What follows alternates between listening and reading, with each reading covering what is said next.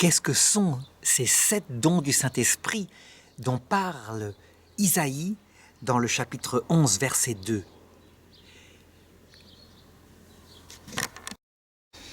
Isaïe prophétise en effet que, à la plénitude des temps, Dieu enverra son Esprit Saint qui se répandra sur tous les cœurs et qui se divisera en 7 esprits.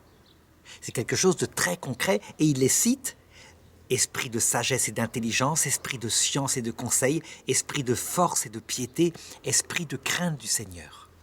En réalité, l'Esprit Saint dans la Trinité, c'est l'amour entre le Père et le Fils. Et donc, lorsqu'il est envoyé sur terre, dans le cœur des hommes, eh bien, il agit par l'amour. Ça veut dire qu'il enflamme les cœurs, et il les tourne vers Dieu, il les tourne vers le prochain, avec la ferveur du feu qu'est cet amour.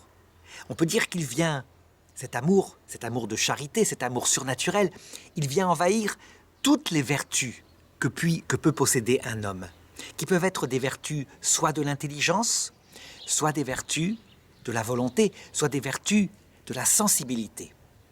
Alors je m'explique. Les vertus de l'intelligence, la première, c'est la sagesse. La sagesse, c'est l'intelligence qui contemple Dieu lui-même dans ses qualités intimes. Et il est vrai que la charité vient faire pénétrer l'intelligence surnaturelle dans le cœur des secrets de Dieu, de sa vie trinitaire. C'est le don de sagesse. Deuxièmement, l'intelligence peut comprendre les intentions de Dieu sur l'homme, intentions mystérieuses. Pourquoi nous a-t-il mis sur terre? Pourquoi la souffrance qui nous frappe? Qu'est-ce qui se passe dans ce plan de Dieu? Eh bien, ce deuxième don du Saint-Esprit, c'est l'esprit d'intelligence, qui fait, grâce à la révélation du Christ, pénétrer les intentions de Dieu de manière unique. Troisième chose, on l'appelle le don de science. La science, ce qu'on appelle une science au point de vue scientifique et au point de vue philosophique, nous fait connaître les créatures, la réalité des choses.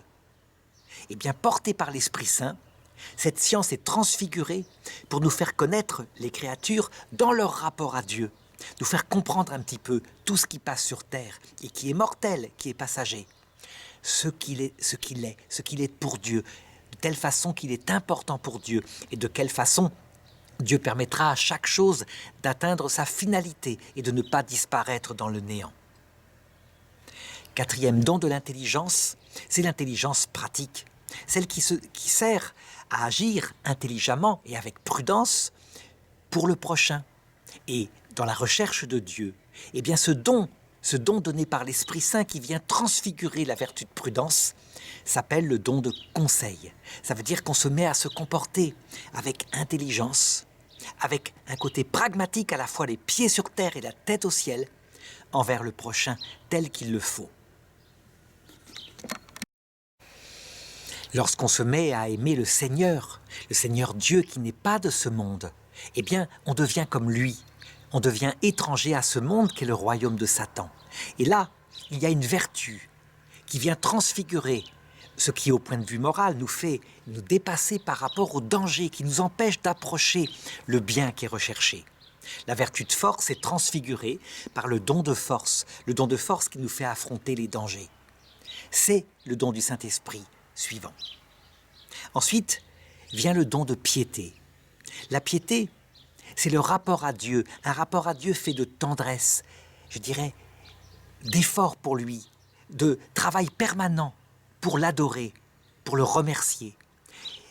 La piété fait transfigurer la prière chrétienne. On peut dire que le don de piété vient transfigurer ce qu'on appelle en éthique humaine la vertu de religion, qui est une justice par rapport à Dieu, qui est le Créateur, qui nous a donné notre être, qui nous a donné d'exister et qui nous donne des biens pour vivre sur terre. Avec la piété, on peut dire que tout cela est transfiguré parce qu'on sait que ce Dieu est mort pour nous sur la croix et donc que c'est une piété, je dirais, surnaturalisée qui est là. Enfin, vient le don de crainte. Est-ce à dire qu'on doit craindre, avoir peur du Seigneur, avoir peur de sa justice qui va nous frapper? Bien sûr que non. L'amour n'a pas peur de l'ami, bien au contraire. L'amour aime l'ami et la crainte, dans ce sens de la terreur, s'oppose à l'amour. C'est donc d'une autre sorte de crainte dont il est question ici. C'est une crainte d'offenser celui qu'on aime. C'est une crainte par rapport à ses propres défauts, ses propres faiblesses, ses propres bêtises, ses propres ignorances. Une crainte de ne pas être digne, de ne pas nous comporter comme il le faut par rapport à tout cet amour qu'a déployé le Seigneur pour nous sauver. On le voit, pour résumer, ces 7 dons du Saint-Esprit sont un petit peu comme les voiles d'un bateau de croisière, qui fait que notre âme est portée avec toutes sortes de ferveur par l'amour de Dieu vers lui, vers son royaume.